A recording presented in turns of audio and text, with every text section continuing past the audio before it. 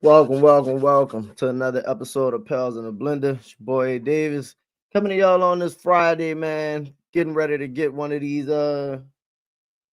game day, game day for the Pels, but it seems like the game is kind of like an afterthought right now, to be honest, with everything going on with the recent blowouts, right? We team getting slaughtered, the Jordan Poole benching pretty much. And well, not benching as if he ain't played, just taking out the starting lineup. That's a completely different thing. But that, and then whoa, was good, bro. Do I think that five wheeler is all smoke? Willie out of here, bro. Willie out of here. It's just a matter of time, to be honest. I don't think they can survive a comeback from that. So actually, we here today to kind of discuss that. We gonna jump into the Willie Green. Well, actually, before we do the Willie Green, because that's pretty much what this episode is we gonna go through when they fire Willie Green, because at this point, I don't think it's a if, I think it's a when, and the potential coaching candidates that we're gonna have to replace him, and we'll look at a couple of them and why and stuff like that. I compiled a pretty good list, pretty interesting list. Real quick, we'll jump into tonight's game and what I think, like essentially like the thoughts of the game. To be honest, I don't know if the game matters or not. Like obviously your season is still going on. You need a win. You want to win. 0-4 is not good. Realistically, if everything was normal, I would pick us to beat the Clippers just because we historically, at least recently, have played really well against the Clippers. They literally have no answers for Zion, and the Clippers haven't looked great also to start the season. So if we were playing like we were supposed to be playing, or like we saw us play somewhat in the first two games, I would be willing to pick us. But until either Willie Green is fired or they decide that they're actually going to play for Willie Green, I can't like realistically say that this team is going to get any win at all. So I don't know. Like tonight, as they go into the game, it's possibly going to be competitive. It possibly could be a blowout. I don't know. Who knows? Like, but it really just feels like it's not the most important thing going on right now. What I am interested to see, because Willie Green hasn't been fired yet, I am interested to see what he does with the starting lineup, because man, like he's just making starting lineup decisions. In my opinion, I don't think it's based off strategy at all. I think it's based on like one, desperation, and two, he and his feelings, right? What I mean by the desperation part of it is like I think like we already knew that he really doesn't have a feel for who should start, who should come in the game, who should not come in the game. But like I think he's really like picking the rotation or picking the players to start. Whoa, was good. Appreciate you for tapping in. I think he's just picking the rotation honestly based off of just what he thinks is going to either continue to get this job, like for him to keep the job. I don't think there's any rhyme or reason in the why he's making the decision, like no basketball reasons at least, as to why he's making the decisions that he's making. So I'm interested to see if this is possibly his last game. What does he do in the last game? Like, are you just if you about to get fired, do you you go the petty route? I mentioned that before. Do you go the petty route and just like, man, look, it's my last game. I'm playing Jose, Herb Jones. Like, I'm playing my favorite players 20, 30 minutes to give them a last opportunity or whatever. Is Jordan Poole still going to be on the bench? Or you starting Jeremiah Fears because you like Jeremiah Fears? And like real quickly, I think I'm going to do a whole episode about the Jeremiah Fears starting. Man, not that I have a problem with Jeremiah Fears' game, but like obviously we all know that yes, he's played well so far, but he's not ready to start. Like he's not ready to start for this team. So I think him putting him in the starting lineup is really hurting. It's hurting the team and it's hurting him. Absolutely. I think it's toxic to still have him around the team. I completely agree. And like until at this point, Willie. That for those who didn't know, he meant Willie Green. Like, it's it's obvious that Willie is the problem with the players quitting. And the thing that's making it different now is that like the top 3 players, essentially, that's around, even if you're gonna talk about that's not around, like DeJounte's not playing, but he's still one of the top players, right? DeJounte not really a fan, Z not a fan, Trey not a fan, Poole not a fan. So like your highest paid players, and Herb is essentially indifferent in my opinion. I think Herb is indifferent either way. But like if your top 4 players on the team and your main players is like, nah, dog, we over this dude, and on top of that, he's not great at coaching, then what are we doing here? So I was thinking, in your opinion, beyond Willie, what if the Pels traded Hawkins and Alvarado to the Warriors for pods and picks, and then send those to Utah for Kessler? Well, Golden State wouldn't trade pods for either one of those. You'd have to send multiple picks to get pods, and I don't really know if pods. Not that pods doesn't help us, but like I don't really see the need to go get pods now. If you could essentially just use those 2, Hawkins and Alvarado, to go get Kessler directly, I think you got a better opportunity to do that. And that's actually what one of my plans would be. Like you still need a starting 5, even if Derek Queen is your future 4 or whatever.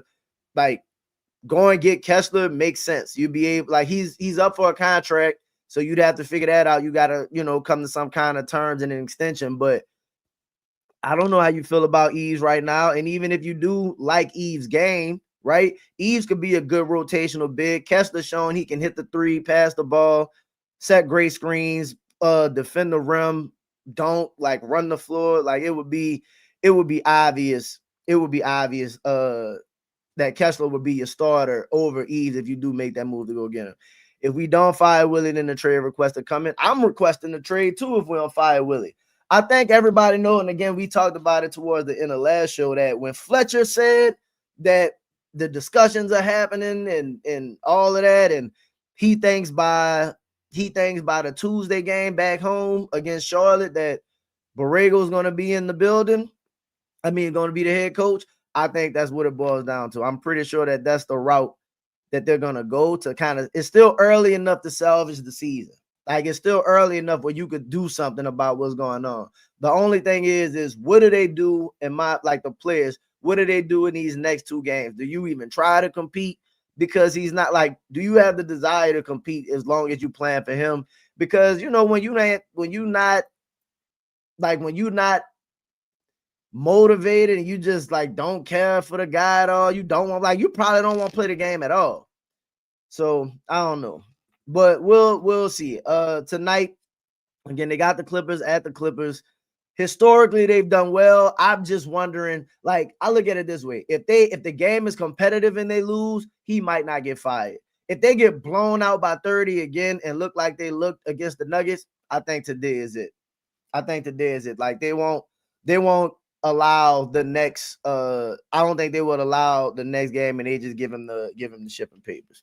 So with that being said, I was kind of looking around because a lot of people talk about what happens if Willie gets fired, and a lot of the same names come around when you talk about the coach and replacements, right? And it's not that it's a good list of names, right? It's a good list of names. You talk about Mike Malone, James Borrego, obviously. Taylor Jenkins is a name that comes around. I've thrown out Tom Thibodeau. Those are a lot of the names that come around when they mention them. I think the players know that Silly Willie is gone. They will force the game for themselves and play to try and give something Borrego something to work with. I agree that if they know, even if he's not fired, but they know he's gonna be out there, they'll go out there and try and win for themselves to start giving themselves an opportunity. I think it's already been decided, to be honest. I think it's already been decided, and they just, going through the process, file, paperwork, figuring it out and all of that. I think it's pretty much a done deal. So what I am going to do, if some of y'all might be new, but if not, just so y'all know, I'm in engineering school. So I'll be having these moments of the nerd stuff and the school start kicking in, right? So at times I create these little graphs and charts because it's easier to visually see what's going on, like it's easier to visually see and make a decision based off of that, right? So if everybody could see this, hold on, let me take the off real quick. Let me take this off real quick so we can see that. And let me remove this real quick so you can see that. All right.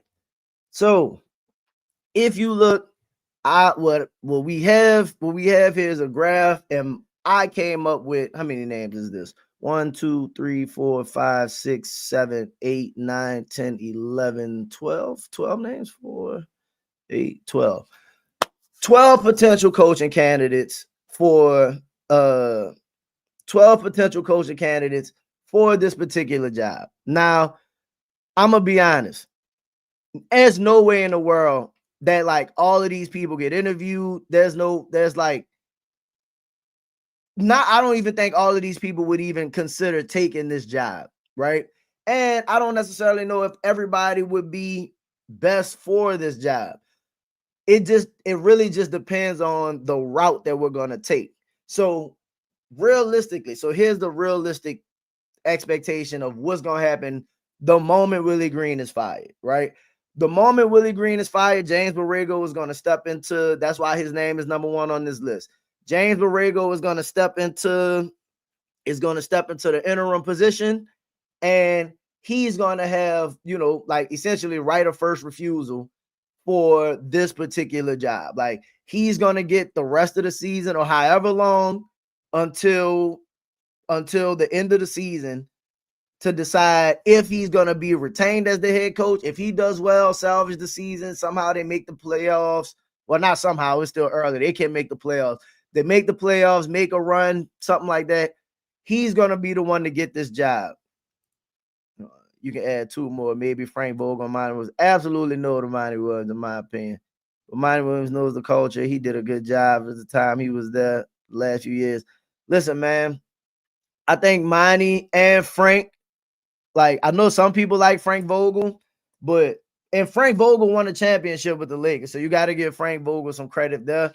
But like, I do not think Frank Vogel would be a good hire for this particular team. And similar to Monty, I don't think Monty at this point in his career is trying to deal with young players and stuff like that. Monty is very similar to Willie. Like he's better, but like you saw what happened to Monty Williams when he went to Detroit and had all of those young players trying to do a rebuild. And now we're not in a rebuild quite yet, but technically we don't know. I just don't think Monty can deal with some of the inconsistencies. And I didn't think Monty was like a great offensive mind or nothing like that either. Like I'm not really sure what Monty does great to where, it would uplift this team. Monty did well in Phoenix because Chris Paul was just elite. So, and that's kind of where I'm at. I think this team needs a strategic close one that will bring discipline. So if you look at I think James Borrego is going to get the first opportunity. James Borrego is still known throughout the league as a really bright offensive minded coach. The times where he was in Charlotte, again, if you look at the Charlotte rosters, those rosters weren't great, and they had a lot going on with that roster. That was the LaMelo early years. I think like the very end of Kemba Walker time and stuff. And they had top offenses back in those days. They were always pushing, like not always, but like they got to the point where they pushed for the playoff. I think they made the play-in. Charlotte hasn't done that since he left. And again, it was Charlotte. So like you kind of got to give him a little bit of a pass. But if you look at like Borrego's experience, like he's of the Greg Popovich, Monty Williams tree. You know what I mean? He was also got the experience with New Orleans. He was in New Orleans with Monty and then came back, and now is in New Orleans again with Willie Green. So he's also familiar with the culture. And lately, if you notice, the last like 2 seasons, he's been interviewing for jobs. I think a couple of them, I don't necessarily know if he, because a question you have to ask with James is like, why didn't he get those jobs, right? And I'm not sure exactly why he didn't get the job, but I think the opportunity for him, and a lot of people around the league look at him as a promising coach. Like they think he's a good coach. I think he still has an opportunity in the situation where he knows these players. The couple times we've seen James, it's only been twice. That's not a large sample size. But the 2 times we've seen James Borrego coach this team, it looks like exactly what you want this team to look like. And with the extended opportunity to implement some things that you already know about the team that you probably want to do, sharpen up rotations and stuff, I think James Borrego is to be honest, if this season goes well, he's probably going to be your next head coach. I absolutely think he's going to be the next head coach under those circumstances. If not, then but that's probably your 1 or 2 option. Like just being honest, and how this organization likes to operate. They like to operate with familiarity. And I don't know how much it's going to cost to hire James Borrego as the head coach. But I can't imagine it's going to be as much as some of the other people on this list. So if you look at the next 2, obviously you got Mike Malone and Tom Thibodeau, very established and accomplished coaches, both of them over 500 win percentages, over 3 decades. Tom got 4 decades coaching experience and whatnot. Mike Malone is the only one out of the 2 that actually won it. Actually, he's the only one on this list, if I'm not mistaken, that actually won a championship as a head coach, which is why you would want him. And if you look at like Mike Malone's track record, like was at a place for an extended period of time, built that organization up. Joker at the time was not looked at to be the best player in the league, and like he helped Joker develop into what Joker became. A good offensive system, never had great defensive pieces, but was able to get consistent defense. Seems to be a real strategic coach at the same time. Obviously, Mike Malone is going to be, and Tom Thibodeau, in my opinion, to get those dudes to come to New Orleans would be very, very expensive. But Mike Malone does have a history, in New Orleans. He was here for, I think, like 2 years under Monty Williams. You look at his coaching tree under Larry Brown, had some experience with Mike Brown, Monty Williams, and Mark Jackson before he got his opportunity. So, like, if you look at the coaching trees, and that's the only reason I put those in there. Like, if you look at the coaching trees, it gives you an idea of like the long-term view, not long-term views or whatever, but like the overall ideologies of what each coach will possibly look like, right? So if you're still in a win now situation where, let's say they do well this year and they decide not to trade Z or not to trade Trey, not to trade her, or not trade her, but if you keep in Zion, essentially you trying to compete, right? That's when you look at Mike Malone, Tom Thibodeau as the highest if things don't go well with James Borrego. And if you could get one of those, I think you do. Like if you look at Tom Thibodeau, bro, Tom Thibodeau in 13 seasons made the playoffs 10 times. Couple conference finals and whatnot. And that's what this organization needs. Like, yeah, you want to win the championship and stuff like that. You just need people that can consistently get you to the playoffs.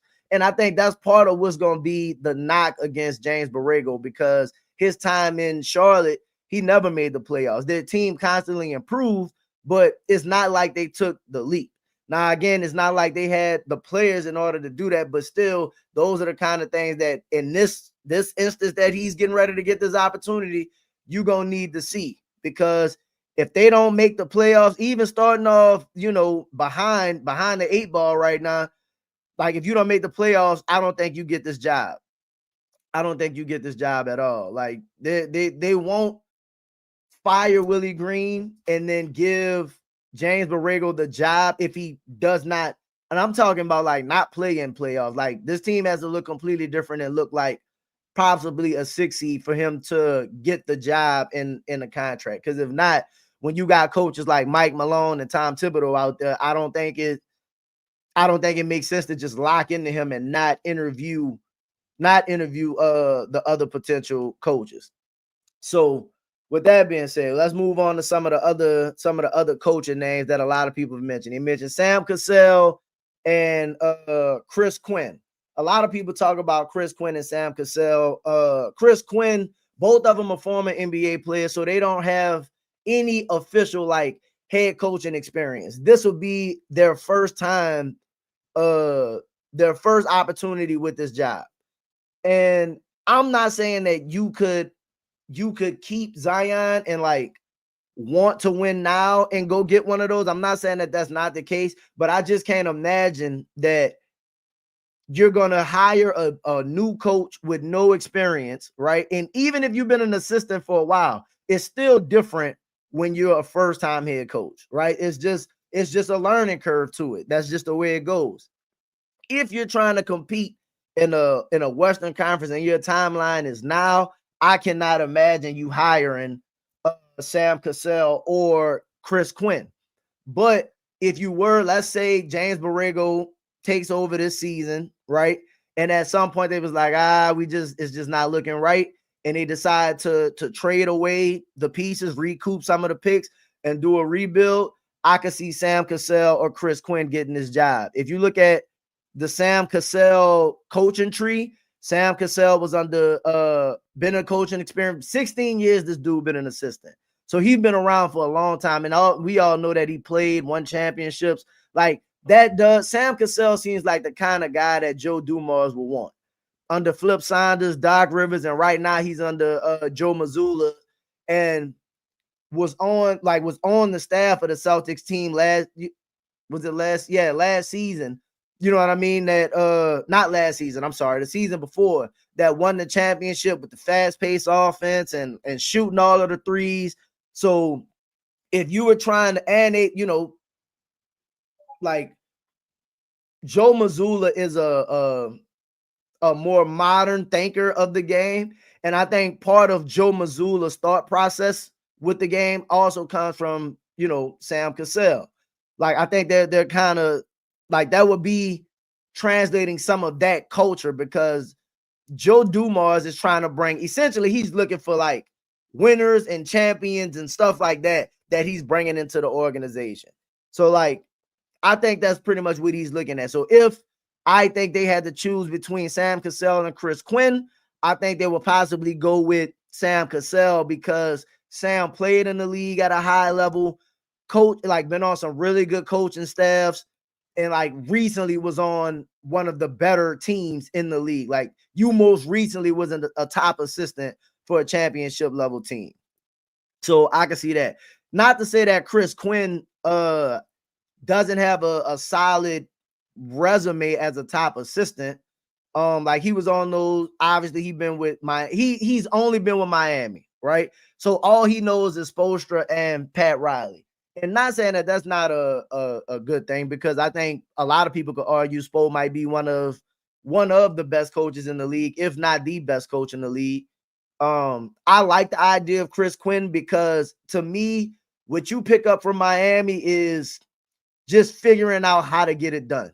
And sometimes that's like, Miami might not always have the best players, the best roster, stuff like that, but they just always seem like, you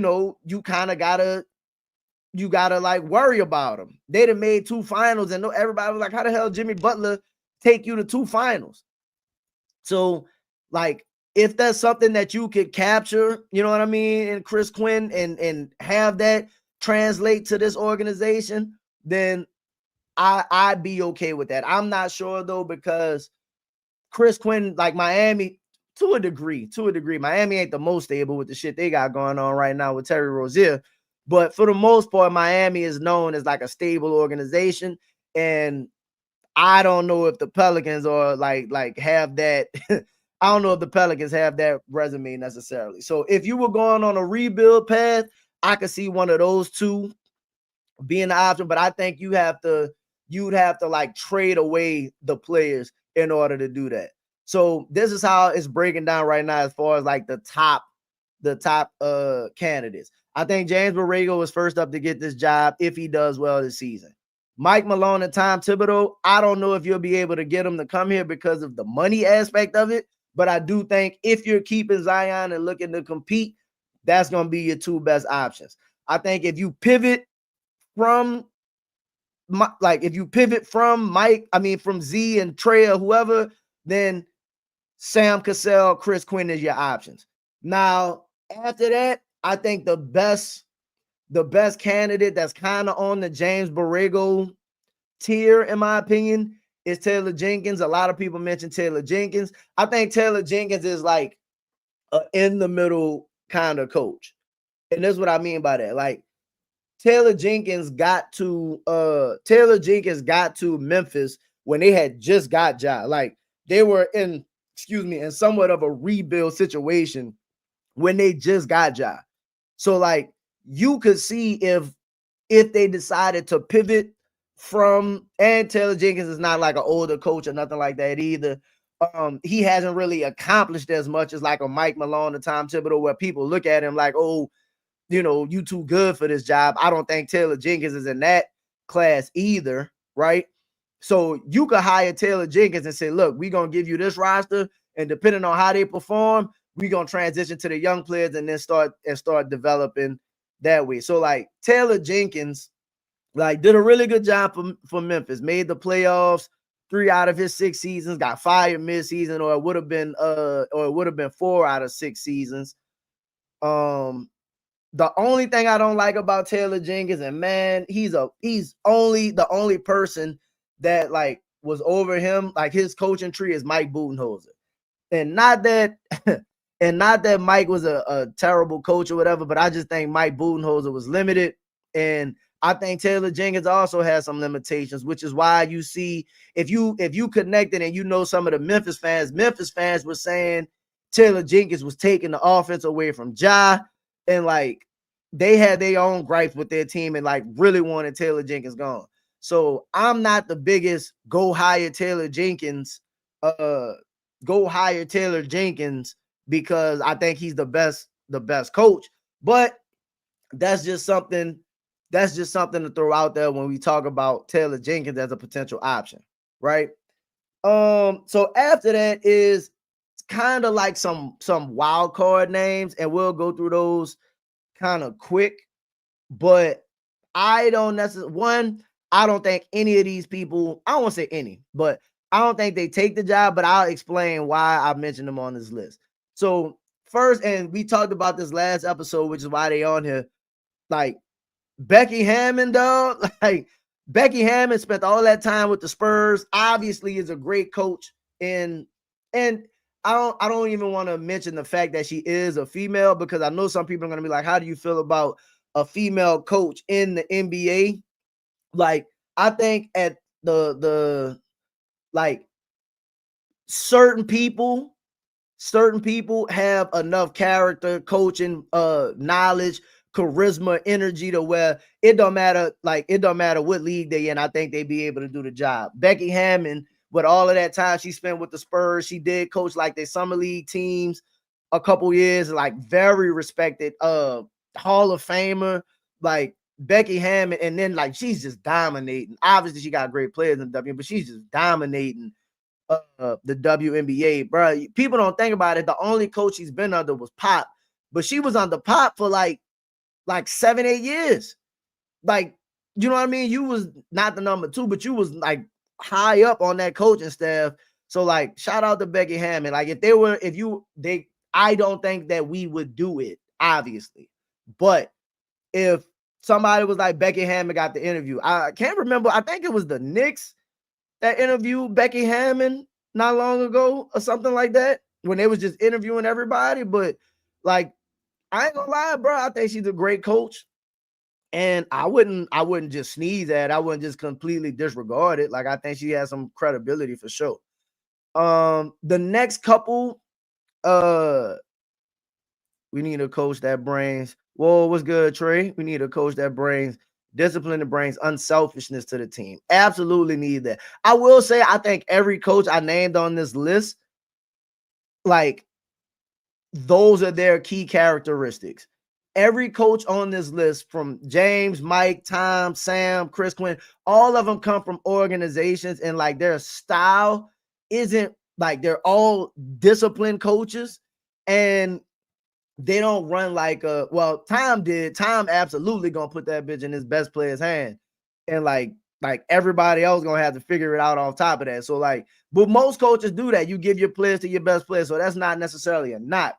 But all of these coaches are absolutely about discipline and like about the team. You know what I mean? Like the team for each other and stuff like that. So I absolutely think that those are like the two characteristics. And you gotta be a winner, though. Like you gotta have some winning in your track record, in my opinion. You have to be a coach that has some experience with being successful, or like some successful organization of some kind. So that's absolutely a must-have, in my opinion, or at least for me.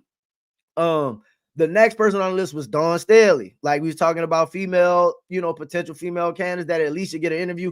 I don't think nobody could look at Dawn Staley and be like, she not a great coach. And I think great coaching can coach on any level. If you're a great coach, like you figure it out, like the schemes, you study, you do whatever. Now the thing for the rest of the people on that list, though, necessarily, some of them are college coaches only, don't have any NBA, or in her case WNBA experience. So you ain't coached on a professional level, and there is a leap. Like there is a leap with dealing with players, dealing with personalities, people that like, well, now you got to deal with people that make money, but it's still a little, NIL is way different than like professional contracts and all that go into that. So while I think Dawn Staley is a great coach and somebody that, like, if they said they entered Dawn, like I wouldn't sneeze at it. I wouldn't be disrespectful, because I do think she's a great coach. But obviously Dawn Staley would be insane to like leave South Carolina for a place like the Pelicans.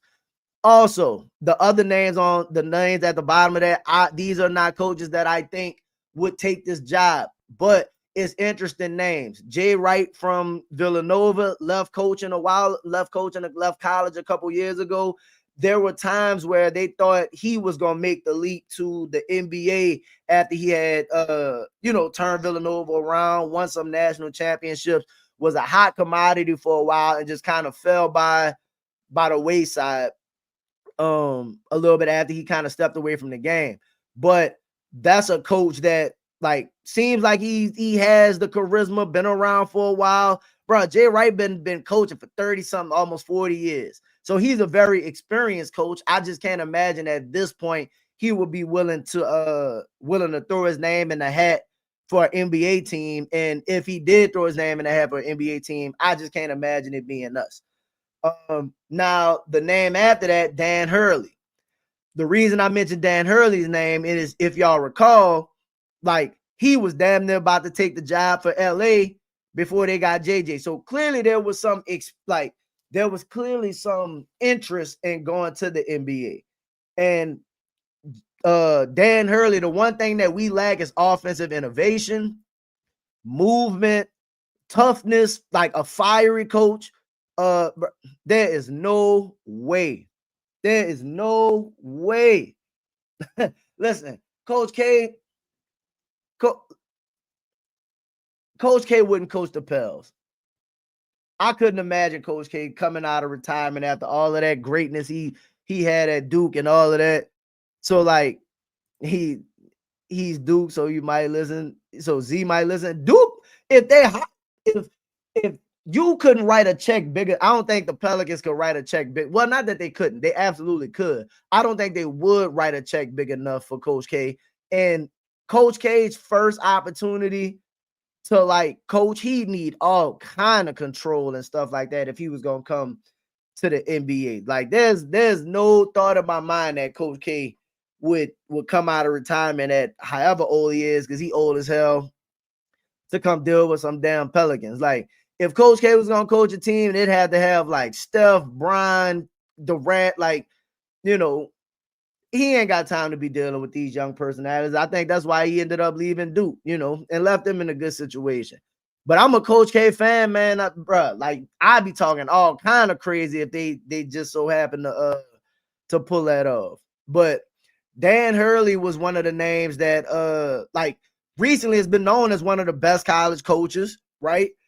Hadn't had the opportunity to go take like throw his name in the NBA. Had like most college coaches, after they have a certain level of success in the NBA in college, they kind of want to push to that next level. You see it in both sports. Like a lot of football coaches, they go from college to the NFL, or they go from college to the NBA. And if it don't work out, then they go back. But they at least throw their names in the hat at times and take an opportunity. So like let's say that either UConn has, if they have another good season and Dan Hurley feels like, man, look, I accomplished so much. This is an opportunity to get a young team. I'm gonna be able to build something, because Dan Hurley seems like a builder, right? I think even if you kept Z or just give him like the young players and stuff like that, I think a college, you'd have to write the check. You got to come up with the money. But I think Dan Hurley would be a name that I would pursue. If they don't follow through with James Borrego. Two other names. These are more a lot of people not really, these people are like slowly starting to come on the radar.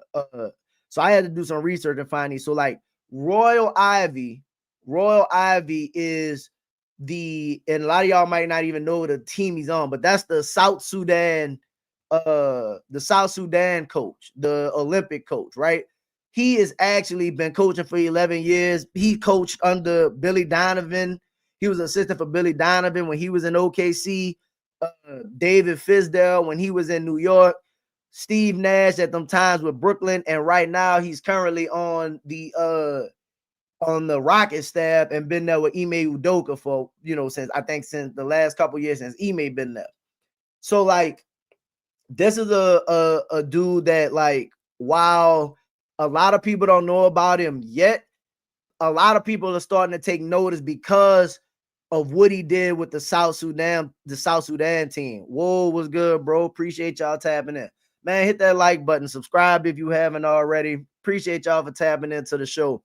Yeah, dog, we going through some of these. I put together a nice little coaching list, some real candidates, because we always talk about let's just do something, but we don't, like, let's get rid of Willie, but we don't have an actual plan to put in place, or who it is that we could or should be looking at, just in case something like we do make that move, which I think the move is coming. But these are some people that we should keep an eye on, unless they go, they go completely out the box and do something that we don't know. What we talking about today? We talking about these coaches. So Royal Ivy, like I said, Royal Ivy is a name to be on the lookout for, because a lot of people is not gonna mention that one, but that's definitely one. The Houston Rockets, one of the Houston Rockets assistants, been under Ime for a little bit. Like I said, David Fizdale was on the Steve Nash staff with when KD and all of them was there. Billy Donovan in OKC, so that was the Russ PG years and stuff like that. That's a pretty good track record, and you see that he's done a great job as a head coach with his opportunity when you took the South Sudan team and took them to their first Olympics. That's pretty impressive, and they were really competitive. You could see the style of play, the intense physical nature of how he wants to coach. The intensity is there. So that's a very interesting name. And the last name that I got on this list is Micah Nori. A lot of people might not know him either, but that's he's the number 2 to Chris Finch in Minnesota, right? So he has been like the offensive coordinator essentially for like a lot of these offenses. Like he was his coaching tree, he was under Dwayne Casey back in Toronto, if I'm not mistaken. Mike Malone, when he was in Denver, him and Mike Malone, they say he was like one of the people who helped create the offense for Mike Malone with Joker and everything. And then Chris Finch, now in Minnesota, he's big. Like he's apparently like an offensive I don't necessarily like to throw around guru, but they say he's a very intelligent offensive coach, very strategic on that side of the ball. So that's a name that's starting to gain some traction as well, especially with them going to the last two Western Conference Finals and stuff like that. He's a name to kind of be on the lookout for. So just again, for a recap, how I see it going. I think Willie gets, like, shout out to Fletcher Mackel and all of the people that's starting to like break the news or like starting to break the stories that there's the internal rumblings and stuff like that. I think Willie is done. I think it's a done deal. I think the players didn't have enough. I think the rotations, they talking about the rotations. Obviously, we got a game today, so we're gonna see if they get blasted again today and the rotations are questionable, the starting lineup is questionable, all of that. I don't know if he makes it out of today. You'll be getting the Willie fired news tomorrow. Like tomorrow, I would be surprised if like tomorrow morning they don't announce the news if they get their asses beat again today. So I wouldn't be surprised for that. So if that happens, right, Willie is done. It's inevitable. Like, it's happening. We just don't know when yet and how many games it's going to cost you until that point. And it's not even to say that you win immediately once you make the decision, but I absolutely think you're going to see a completely different team. The team is probably going to look more like what I thought they would look like in the beginning of the season. And you just threw away, hopefully only 4 games, maybe 5, 6 games. Hopefully that's all you threw away in the season. But if he gets fired, James Borrego is going to take the job, and James Borrego going to have this season to prove he should get this job. If they do well, I think James Borrego has to make the playoffs in order for him to get like an extension or to become, like, instead of being an interim, to become the official head coach. And I do not think that happens anytime during the season. I think even if he does a good job, they still going to interview. They still going to do all of that, right? That is the immediate future that we're looking at. Like, the rest of the names, it don't even really make sense to kind of think about, to be honest, because I don't think you're even considering none of those until next year. I don't think they're going to like overstep Borrego to bring in a new guy and hire a completely different staff. I think they're going to just let Borrego finish it out with whoever the rest of the people on the staff. And if he does a good enough job to keep this job, he'll hire his own staff in the offseason, right? So if he does not, if they decide to keep Zion, Trey, whatever, then I think you'll see what we're gonna want is Mike Malone, Tom Thibodeau. That's what I think we should want, at least. Mike Malone is probably the best coach out there. And if you have any opportunity to get Mike Malone, I think you do it, right? I think you do it. You hire Mike Malone and you just, I think he can coincide with Joe Dumars. They might clash a little bit. Who knows? Mike Malone has been known to clash with upper management, but sometimes you need that to be successful. He's the only one that's available other than like some of the older coaches, I think, which I don't know if none of them, because Frank Vogel, a lot of people in the chat mentioned Frank Vogel. Frank Vogel has won the championship. I personally don't think Frank would be a good hire for this team. Monty Williams, somebody in the chat said bring Monty back or give Monty a consideration. I think Monty's time in the NBA is done, if I'm being honest, especially after, Detroit hired Monty to come turning around, and Monty gave Detroit the longest losing streak in NBA history. I think they lost like 20-something straight games or whatever. And like, no. Fired Monty after one season. I ain't got time to be dealing with no Monty Williams. We already got the young version of Monty Williams and Willie Green, and we already had Monty. So I don't see that being an option. But those are honorable mentions of coaches that's not on the list that are possibly out there, but I don't see that being the case.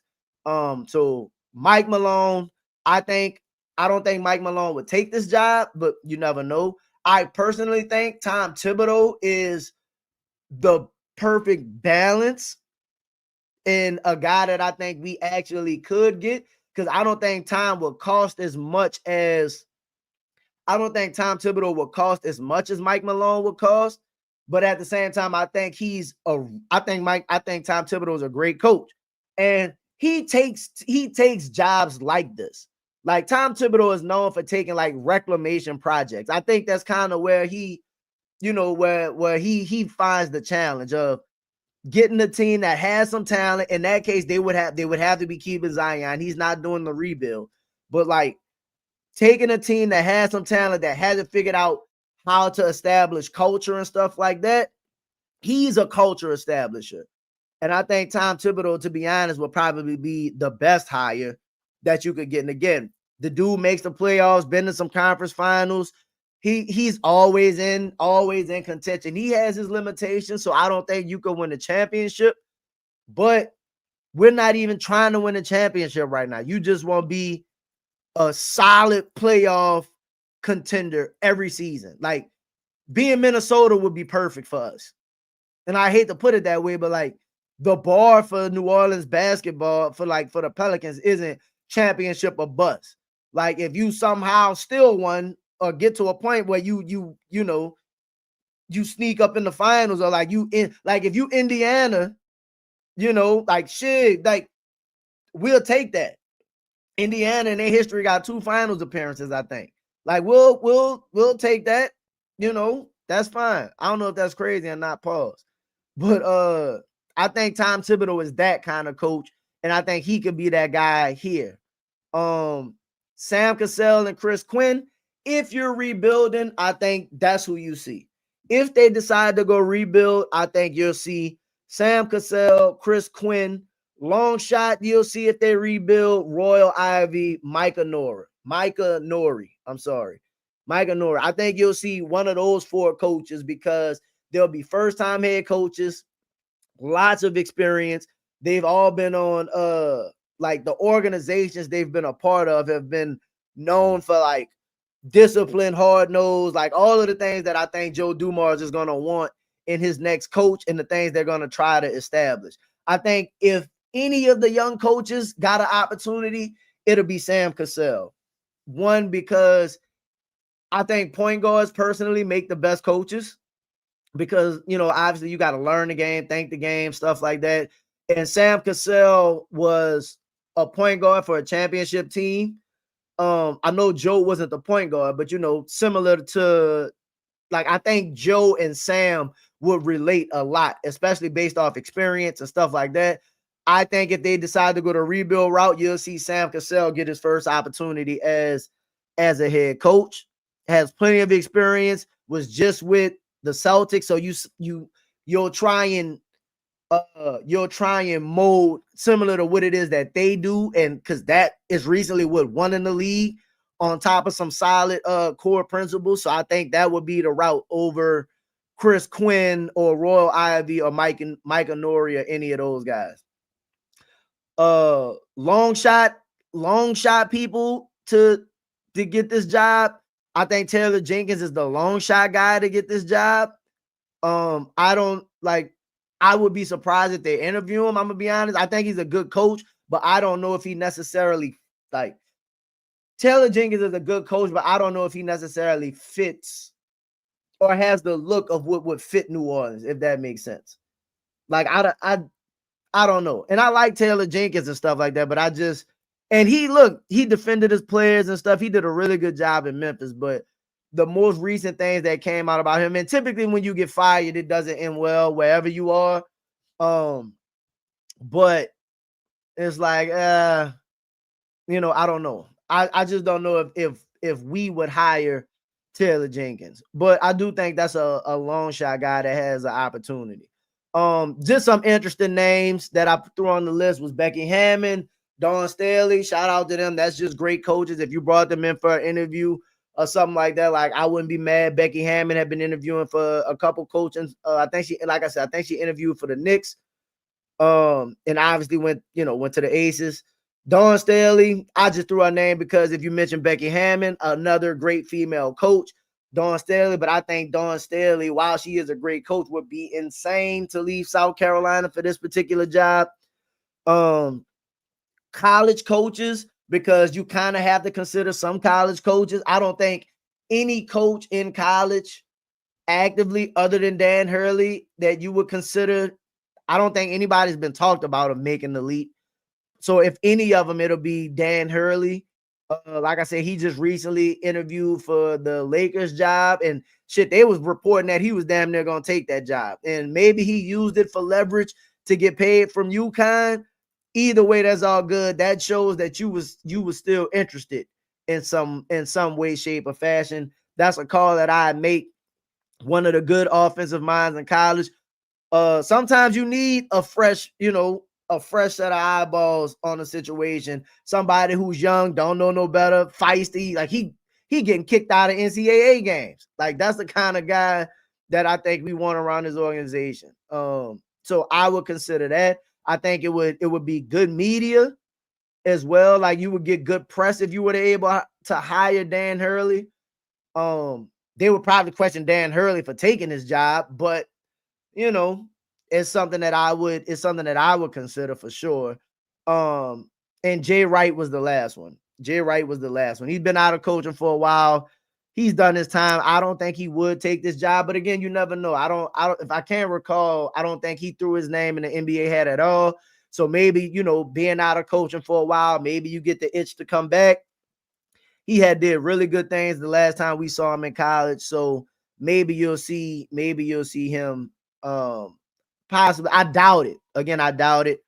Possibly receive an interview. So, but that's pretty much the list. I kind of wanted to actually put that together. I'm gonna post that on X2 and put that out there because again, we want to fire Willie, and Willie absolutely deserves to be fired.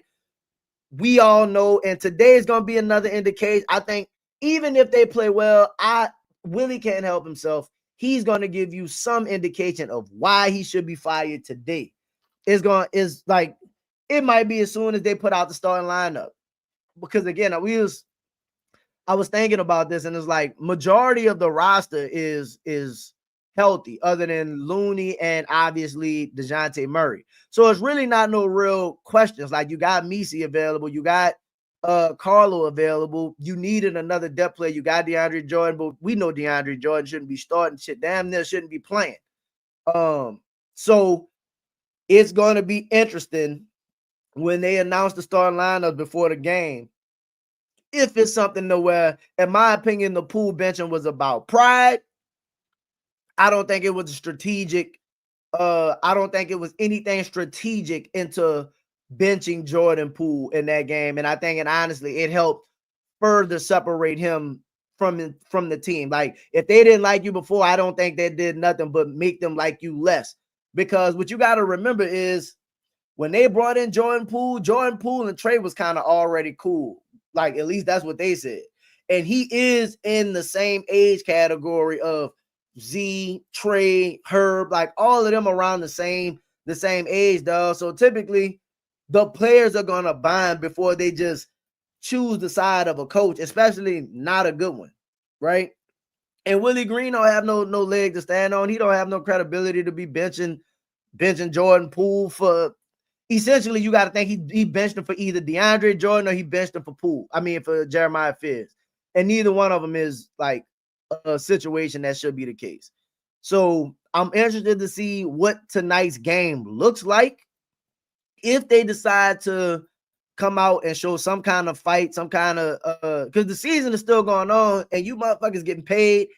And like as fans, we don't want to see y'all get blown out. Like, like we cheer for this team. We even if Willie has to go, like do it for yourselves to a degree. You know what I mean?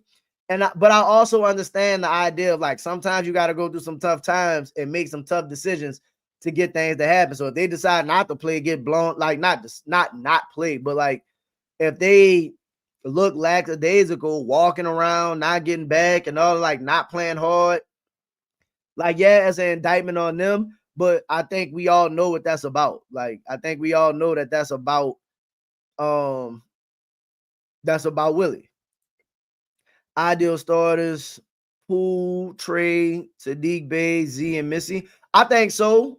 With Herb struggling as much as he is, I I wouldn't be mad at that lineup. The only thing I think you would give, I'll say this: as long as Willie Green is here, Herb is gonna start. That's first. Second, I think you absolutely could make a case that when, let's say when James Borrego takes over, because that's coming. We just don't know when. But when that takes over, I would not be surprised if that's your starting lineup. Because I think that's realistically that's your most balanced and best offensive lineup based off who you have currently that you can put out there. Like, that lineup offers you shooting from pretty much all positions. Saddiq Bey could defend. Like, he's not an elite defender, but like, he can defend. He's a veteran. He's been a while. Missy protect the rim. Swap trade for Fizz if Trey's still struggling. Nah, you can't do that. You can't do that. Trey's your number 2. Trey at the end of the day got to work through it. Fizz don't need to be starting, in my opinion. Fizz don't need to be starting because, one, in the starting lineup, it doesn't allow for Fizz to play, in my opinion, to play to his strengths right now. Like, when he's going against starting units for most teams, like, the game planning is different. Like, he's more limited into what he can do because in the starting lineup, you have to defer to Zion. And if you're not deferring to Zion, that's a problem. That's the best player on the floor. So, like, not that he can't play in stretches with them, right? But it's best when he's a change of pace guy. And when I mean change of pace, like, let him go against them second units and keep that confidence up. And you need to have, like, he's been doing a good job of scoring off the bench. And I don't know, because his shooting isn't, like, he's not a great shooter at it, like, or nothing like that. Yet he's doing a good job scoring the ball. But I think if you play him more off the second unit, it just stabilizes those minutes where either Z gotta sit or Trey gotta sit or Poole gotta sit, something like that. If you playing with one or two of those, but if you start them all, it just kind of limits, I think, what, like, you could do offensively. Having just another non-shooter out there, because Z don't shoot. Shit, if you starting Herb don't shoot, Fizz don't shoot, and your big don't shoot. That's like 4. Yeah, that's 3 of the players. You know what I mean? That's 3 of the players that you possibly gonna be playing that, like, in a non-shoot lineup. Like, that just can't be the lad. No, you just can't. You can't do that. You're gonna get your asses beat all the time or something like that. Right now, at least. Right now, with where he is.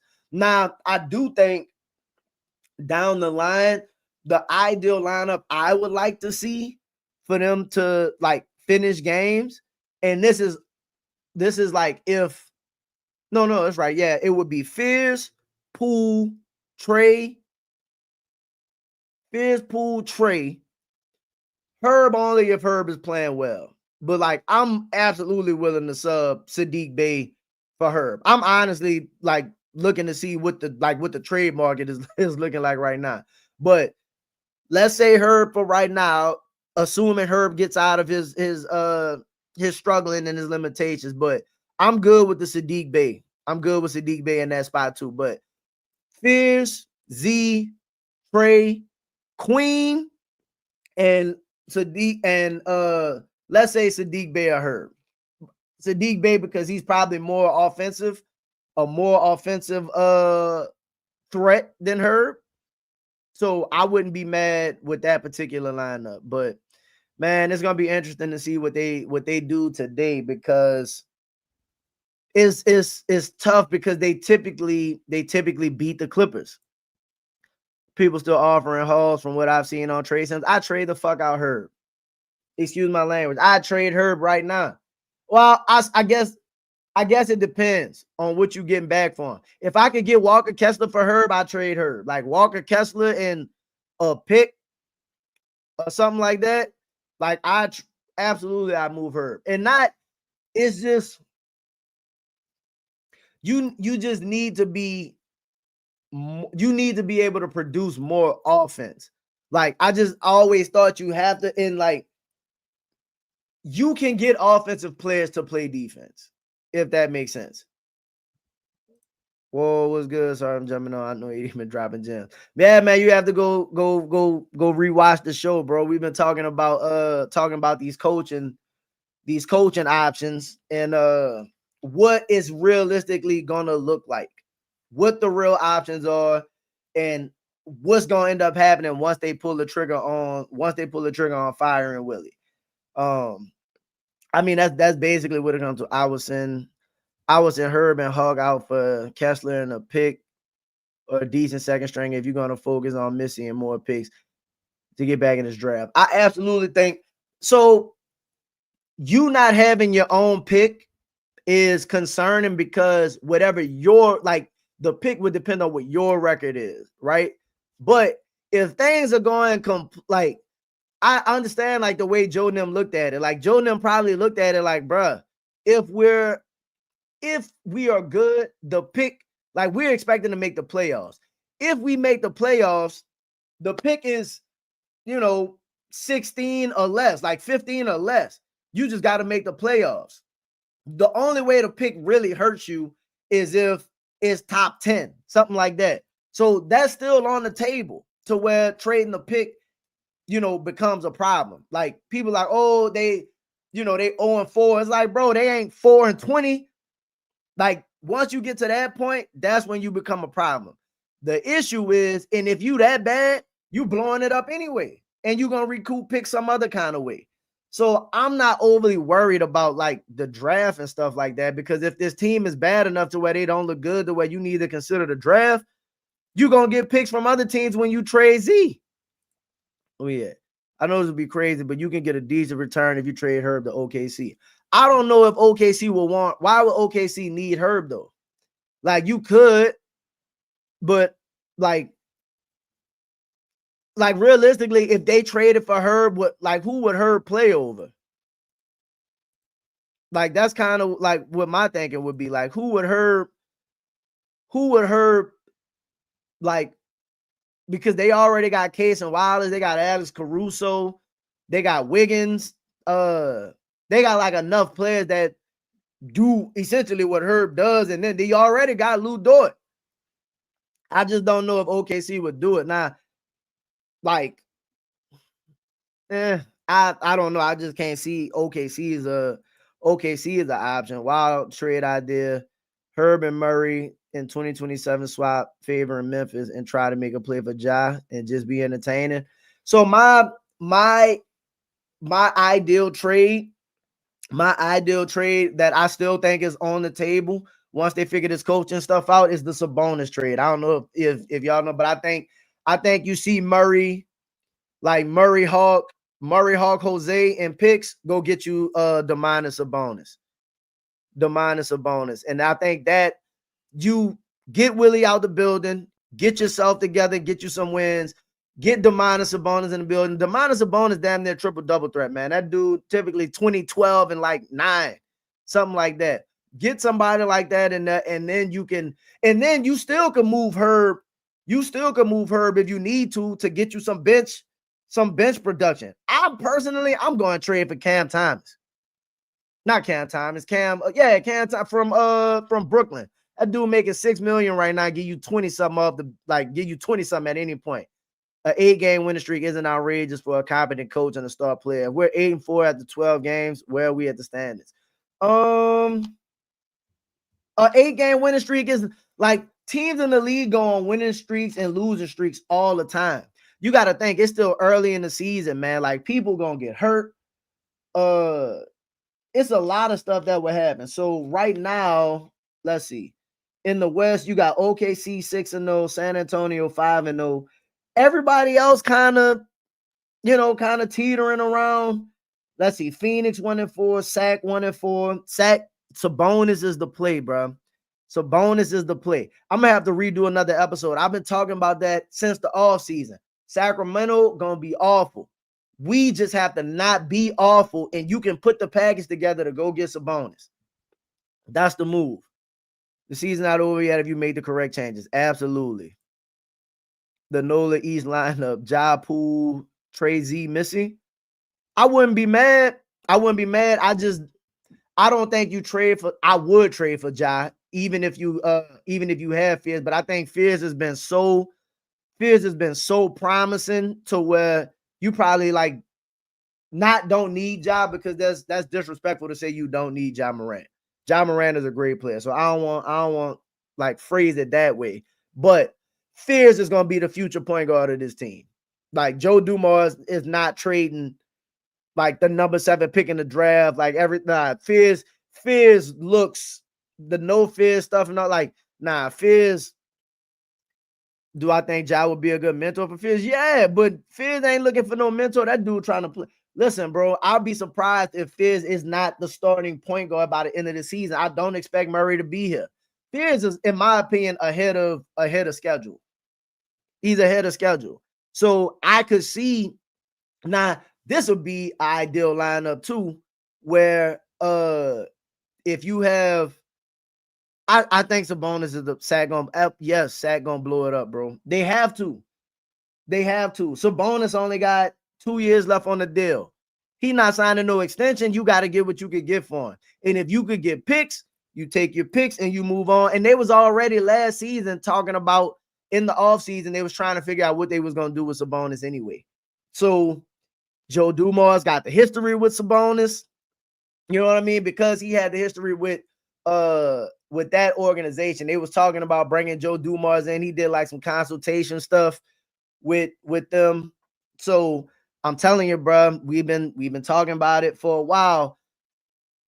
Domantas Sabonis and the way Sacramento started out, honestly, the league look about how I thought it was gonna look.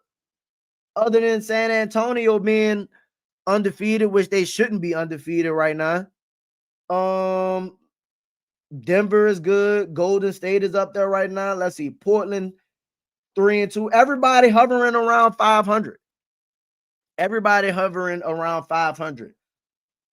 Other than Golden State, which they owe, so you kind of got to give them, you give them grace right now. But say, bro, the NBA season is long, man. The NBA season is long, and we see teams come out of nowhere and go on a run when they make some adjustments. I lived in the D when Joe was the president, so I've seen Joe D work firsthand. He's going to turn his team into a playoff contender. Joe D always gives people a fair shot making any moves. So I think he gave Willie his fair shot and he out of there. And I think listen, bro, the Joe Dumars wasn't happy since game 2. Joe Dumars been upset since the Spurs game, first quarter of the Spurs game. Just sitting there watching his face, sitting next to Gale and Morris Bart. He was unhappy. So you know the change is coming. And the players are quitting. So today we'll see what he looks like. But the first change they're gonna make, they're gonna get Willie out of there. James Borrego gonna take over. They're gonna give it a couple game stretch to see what's going on. But Joe Dumars gotta know that this team right now isn't good enough. Like isn't good enough yet. Willie had more chances than a lot of coaches, so he's had more than a fair shot. Absolutely, Willie. Dog, listen. Tuesday. Come Tuesday. When is that game against OKC? Because regardless of what happened, they're gonna get the brakes beat off them at OKC. I think it's Sunday. Is it Sunday they play OKC? What day is that? Yes. Yeah, they play them Sunday. Dog, hypothetically, what's gonna happen? This is like ideal situation for Willie. They win tonight. He don't get fired tonight. They get blasted in OKC because I don't see any way for them to win in OKC. They get blasted in OKC and then it's over. He's had more chances than Darvin Ham. Dog, listen, Darvin Ham got fired after going to the Western Conference Finals and making the playoffs and losing to Denver. Like, ain't no shame in that. To me, I'm prepping for more chances than Taylor Jenkins. Listen, I'm not overly, and I mentioned that when I mentioned Taylor Jenkins earlier. A lot of people have a lot to say about Taylor Jenkins in Memphis, that towards the end of that tenure, it wasn't great. So, I don't know, man. I don't think Taylor Jenkins is going to be an option, but Willie done absolutely had his special opportunities. Prepping for that 60-point loss, I don't care what happens. If Willie Green is coaching, they're getting blasted. Now, what would get you off, like, if you just want to completely change, like, the trajectory, and this is hopeful thinking. This is hopeful thinking, right? Say you lose to the Clippers, and they just like, you know what? No, enough is enough. We can't take no chances. They fire him. They fire Willie and promote Borrego, right? And if somehow Borrego gets that win against OKC, if Borrego somehow got that win against OKC, that is going to turn, like, that would have your season completely turned around, because not only would people be like, hey, Willie was obviously the problem, but with this particular roster already, you was able to compete and beat the champion that's technically undefeated right now. Now, granted, OKC not 100% because J-Dub's still not playing, but if you get that win still, that completely changes everything that you look about with the season, because people were just going to throw it on Willie Green, rightfully so. And then you move forward. Then you come home Tuesday, got the Hornets. You got, James Borrego first game in the blender against his old team, like, just kind of storybook, and you go from there. Which y'all don't know, Joe D is from New Orleans. He's not playing with Willie if he don't do this right. I think tonight could be the night, depending on how it goes. If they get blasted tonight, it's over. We are winners. We're still only 5 game backs and number one. We finished the season 5 games behind number one. That's a great season for us playoffs. I think it's still really early. Like, example, if you win one game, right? Let's say you win tonight. You 1-4, and you still right there, like, you still right there for the play-in. First off, you right there for the play-in. The play-in teams are only 500. Like, the Rockets, obviously we expect the Rockets to get better, but they haven't looked good. They need to make a move too. They have not looked good, or like we thought they would look, without a point guard. Utah, I don't expect Utah to keep this up. Austin Reeves is going crazy for the Lakers right now. So, but they still got Luka and Brian come back at some point. So you expect them to be there. It's still a lot going on, man. It's still a lot going on. Like, it's too early in the season to completely write off the season. The more games you have Willie Green, though, is you absolutely throwing the season away. Absolutely throwing it away. You think we could go for Darvin Ham? Absolutely not. He wasn't the best coach in LA, but I feel like he could make us into a playoff team as well. I think Darvin Ham didn't get a fair shake in LA, to be honest. But I don't think that Darvin Ham is the kind of Darvin Ham. He's not Willie Green per se, but I think he's another Willie Green type. Like, I can't tell you what Darvin Ham does. Like, is he a defensive specialist? Is he an offensive mind? Like, is he a motivator? Like, I just can't imagine what Darvin Ham does that would, like, the team could lean on, right? Like, what could the team lean on and say, oh, we got Darvin Ham, we're going to be good at this? I just don't see that being the case. So I don't think you could hire Darvin Ham. Is it true that the players were about to fight walking to the locker room at halftime? I don't know, man. I haven't heard it. Well, about to fight who? About to fight who? Each other? Darvin Ham is from Michigan. Played for the over Pistons. Listen, bro, I understand. And again, James Borrego gonna get the first opportunity for this job. And I just do not think that Darvin. Listen. Ooh, that's tough. I ain't gonna lie. That's tough. That's tough because the way Joe Dumars does things, is a lot of. I said this entire industry is based on relationships.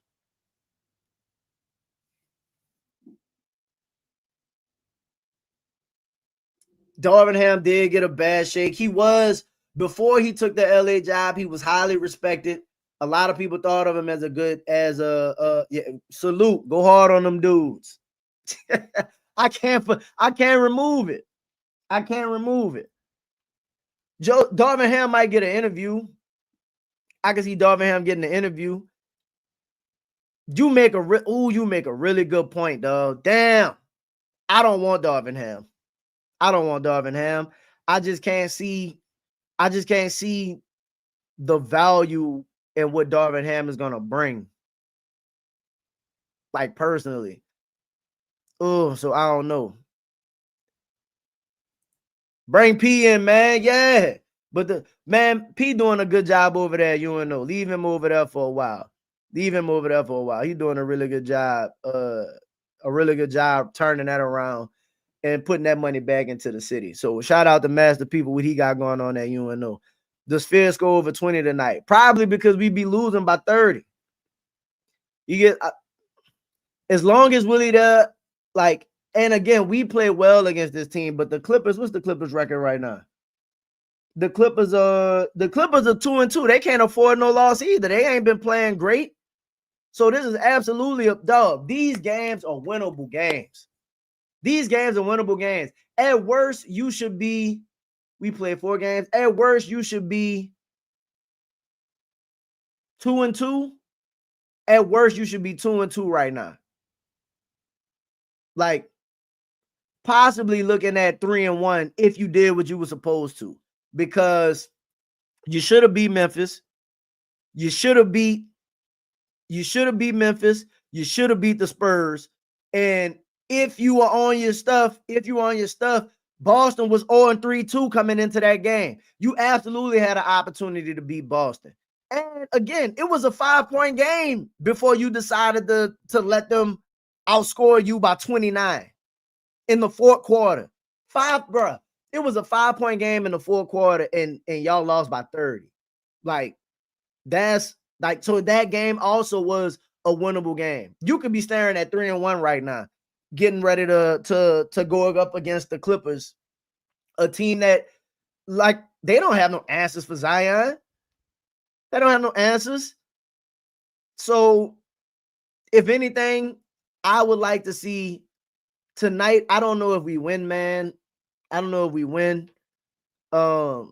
Just because of what everything that's going on. But we play that team very competitively. We play them well. We typically get wins against them. But like, Willie's so discombobulated right now. We gonna know if we. I'm calling it based off the start lineup. If the starting lineup is not the starting lineup from like the opening night, or some version of like what y'all said earlier with Sadiq Bey in for Herb, something like that. If that's not the case, it's a loss. If Jeremiah Fears starting tonight, is a loss. And this ain't got nothing to do with Jeremiah Fears. Like, bro, listen, I bought the jersey. Like, I'm there supporting. I think the dude gonna be good. He's not the problem at all. His play is not the problem.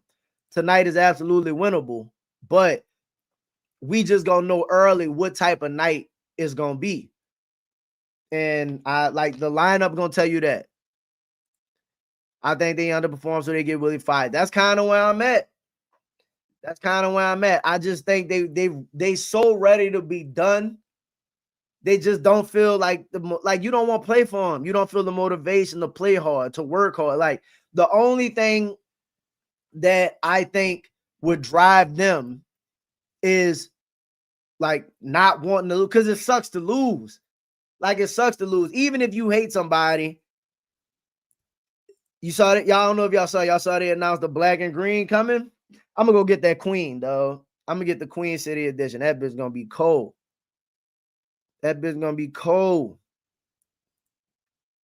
I want Fierce to play against bench guys. That's what I was saying earlier. Ramp up compared to Willie throwing him into the fire. Fierce is not ready to start. Give him old ass Chris Paul. You know what I mean? Respectfully, give him Chris Paul. No, I don't think it's tonight. They say they're coming in November. The ad they put out had 11-11 on it. Hold on, let me see if I can find it real quick. The ad they put out had 11-11. So I think that's when we see those. Yeah. Hold on, man. I'll play the clip real quick. Let me set that up. Man, appreciate y'all for tapping in, man. If anybody hit the like button, yeah, hit the like button. Like, subscribe, you dig.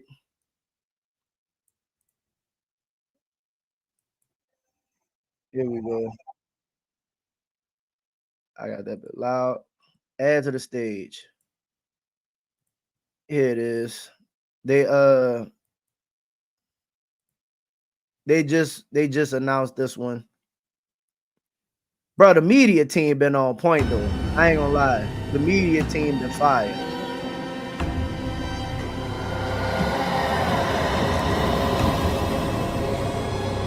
Woo. 11-11-25. There you go. Yeah. So you got that. You know what I mean? That's around. They need to just go ahead and make that the new primary uni or the new primary colors. Just go ahead and give us that. I honestly think they should do black, green, and purple. Cause the ones that had this one better than last year's, in my opinion. What? Which one? The jersey itself? Did they show the jersey? I don't think they showed the jersey. It was just the colors. I like the purple one that they had. Put a top hat on. Put a top hat on the skeleton. No, I think you can absolutely lean into the voodoo change. Like, especially if like once we get rid of Willie Green and however this season goes, they talking about extending the lease to the Smoothie King Center, which means they won't keep the team here for a while. People been talking about the rebrand and stuff like that. If you really want to, they need to rebrand to the Skeletons. No, if you put the black, green, and purple, and you go with the skeleton voodoo kind of theme, and like the black and green that they used to have on the court, you could black out the stadium at any time, or like you could do like all like the green nights and stuff. Like it's a lot that you could do if you go ahead and just change the color scheme. And honestly, you like Dion said, man, look good, play good, look good, feel good, play good. Look good, feel good, play good. So that's just I don't know if they do it, but that'd be something that'll be nice. But man, I'm about to get ready to since the arena team ain't there no more, rename the Pels to the Voodoo. I don't think you could rename it to the Voodoo. I don't know if I want to see that. I like the Pelicans name, to be honest. Well, I don't like the name. I don't like the name. I like the logo. The Pelican logo fire. But we just us, man. Who knows? I don't know what we gonna do. To be, I don't like. We all be talking about wanting to rebrand. I don't know if we see the rebrand, but it'd be nice. Every team getting like alternate jerseys and stuff like that, and they do one. I just know it take years to get them done. Just man, compile the ones that you didn't already had. You know what you could do? The White City edition from a couple years ago. The White City edition was fire. The black skeleton was a good one, and I like the black one that had like the purple in it from last year too. That one was cool too. So like you got some stuff that was already there that you could kind of lean into as like some of your primary stuff designs. So that's that. But tonight I'm expecting another L. It's a winnable game. So if they won, I would not be surprised because the talent is there to win this particular game based off what we see and how it looks. I don't know if Willie survives tonight. If the game tonight looks anything like it did against Denver, is over. It's over. He will not be coaching that OKC game. If they get blasted like that tonight, he will not be coaching. In the game that you just lost to Denver, dog, you was only down 6 at the half. You were playing God terrible, and you was down 6 at the half. And then what'd he do? Come back into the second half, and you start DeAndre Jordan again. Herb Jones shooting bad shots. Like somebody got to be able to keep these dudes in checking in line and like breathe some confidence into this team. Pels need some throwback jerseys from the 2000s. The like which ones? I know they I mean, I ain't never seen them wear a Hornet, like the New Orleans Hornets jersey, but because obviously that that's theirs. I don't know. Like whenever we get out of these Pelican jerseys, then I'm out. I'm done. The blue and red. I'm cool on the blue and red. She ain't taking no shit this year. If you don't blow them off the court, OKC winning. I don't see no way that we beat them. I'll just be honest. I don't see no way that we beat them. Which is why in my like a thing that's why I said it's like the most unlikely situation that could take place. But if it did, would completely change how everybody feel would be they lose tonight, right? They lose tonight, and then they fire Willie, promote Borrego. You get the new coach, new momentum boost from James Borrego Borrego just sounds different from like the interviews and everything. Like the press conference, he just sounds different. I know when he addressed the team, it's gonna be different. Everybody gonna be motivated to go play, and they'll play OKC tough. That don't mean you're gonna win. But if they fired Willie, promoted Borrego, and somehow you got that win against OKC, you know how y'all was talking about that it's easy to go on an 8-game run or something like that? What the schedule look like? It wouldn't be shocking for them to make some traction. Again, we could make the argument. We can make the argument you could be 3-1 right now, or you should be 3-1 right now. Shea handing out real professional buckets, doing crazy. Bro, Shea, Wemby, Giannis always is like your tops for MVP right now. You know what I mean? But Shea looked like he trying to bag the bag. He out here giving people 50 clutch buckets with like giving them whatever you want. Pause. So look, after OKC, you got the Hornets at home. The Hornets are a great team. You got the Hornets. The Mavericks been struggling. They 2-3. They won a couple games. You go to San Antonio to play the Spurs. You showed you could compete with them. Then you got the Suns, the Blazers, the Lakers. Like you quickly could get back even. You could get back even. A win tonight would help. I don't even want to talk about all of that right now because if Willie's still here, all of those games are losable games. If Willie is your coach, all of those games are losable games. So I don't want to think about it from like a talent perspective and what they should and could do because the rotations ain't right, the subs ain't right, the minutes ain't right. It's just not right. So, but if you do make the move and then look at the roster, like look at the games ahead for November, you have an opportunity to, and again, you got some tough you still got some tough games in here because it could get ugly. You play the Warriors twice. You played is that 2 or 3 times? You play the Warriors a couple times. You play the Thunder again. You play the Nuggets again. You got the Lakers twice. So November gonna be a tough month. Your season could be over in November, to be honest. Just got to get the first one. Been disappointed in 25-3. Willie also involved in that. You absolutely got to get the first one. I don't know if Willie gonna get you the first one, but you gotta. They're not gonna lose every game, obviously. But with Willie at the helm, you just can't predict when they're gonna win one.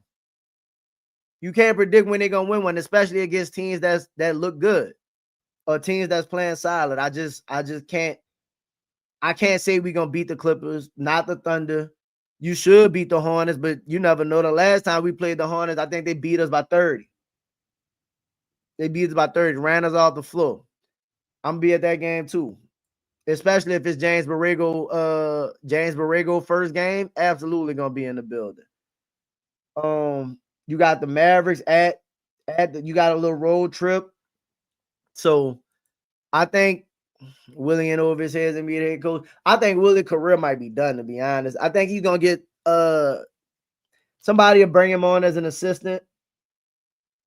You know what they should have did, to be honest, if they really liked Willie the way they did, when they hired Joe, they should have moved Willie upstairs. They should have just found a position for Willie Green upstairs. But to be honest, you just got to get all bad people out the building in general. So I'm glad they did it this way. So we can find out exactly. Be a front office guy. Go up there and shake hands, man. Create a title for him. Be player person like you. They say he got good relationships with the players and stuff like that. I don't see that, but you know, make him a player personnel, not personnel, like player relationships guy, something like that. The Mavs game is absolutely winnable. The Mavs game is absolutely winnable. But could you see if hypothetically, if Willie Green is not fired, could you see Willie Green out coaching Jason Kidd? Nope. Nope. And it's not that the talent don't match up. It's just you immediately had too much of a disadvantage, especially with the way, more than anything, we need 25 to wake up. Poole been okay. He can play better. You need 25 to wake up. He cannot be this damn bad. He cannot be this bad. That's what we need to sort out more than anything. Yeah, I said maybe on that. 25 needs to wake up. Nothing like if he's going to look this bad for the entire season, like I don't think he's going to look this bad for the entire season, but he looks bad. He looks bad. And that is, to be honest, that's a bigger, I don't want to say a bigger concern than Willie Green, because you feel like Trey's going to do better, eventually figure it out. But we ain't got time for you to eventually figure it out. We need you to figure it out now. You need to figure it out now. And players go through struggles and stretches and stuff like that. It's understandable. It happens. But like, we need Trey Murphy to look more like the Trey Murphy. Absolutely. Absolutely. That what does he have last game? I know he didn't play well last game. I think he only had 8 shots. What did he have? 11 in 26 minutes and no rebounds? Nah, I got Z looking like Z. 25, 8 and 5, something like that. Z about to get back to his ways. He's just too good. It's just I don't know. They don't have no answers for Zion either. Like, at least Denver has one. They started. Well, I'll take it back. If DeAndre Jordan's starting again, then no.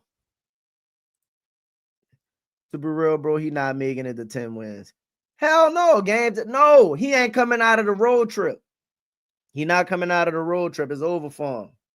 It's over for him. Like I say, when Fletcher Mackle did the announcement, the only thing I think could save Willie's job, and I hope not, like, because I want the team to win, but I don't want them to win and then they be like, oh, see, look, we getting it together. I hope that's not the case, because like the players playing for pride shouldn't secure a bad coach's job. You get where when you talk like the conspiracy or like the confliction comes with that, because I know they want to win. But if we win, he won. And if you end up winning against the Clippers and OKC, and then you're sitting there at 2-4, like, look, man, we beat 2 of the top teams in the West, 2 of the top projected teams. They were like, see, Willie can do it. So you might have to just suffer and take the L. You have to suffer and take one of the, you got to, like, I don't know, dog. It's tough being a wingman. It's tough being a wingman when your partner sets you up for an L that you got to take. Say, bro, in order for us to win, you got to take the L. Ooh. What do? Good wingman, you take the L, bro. You do your part. You ain't going to throw the team under the bus. So with that ideology, the players going to take the L so we all can take the win. They're going to lose. Willie going to get fired. And then we gonna bounce back, be like, say, bro, we had it overall, it's gonna work out. But man, I'm about to get rolling, man. I appreciate y'all for tapping in. You know what I mean? Y'all enjoy y'all Halloween. I don't know if y'all trick-or-treating or whatnot. If y'all got kids, y'all taking out there. Y'all be safe. For me, I'm A. Davis. It's Pels in the Blender. Hit that like button, man. Share, subscribe. I'll be with y'all probably. You know what? Depending on what happened with this game, I might be back on after the game. You hear me? So y'all do y'all thing. Be safe out there. Again, A. Davis, Pels in the Blender. I'm out. Peace.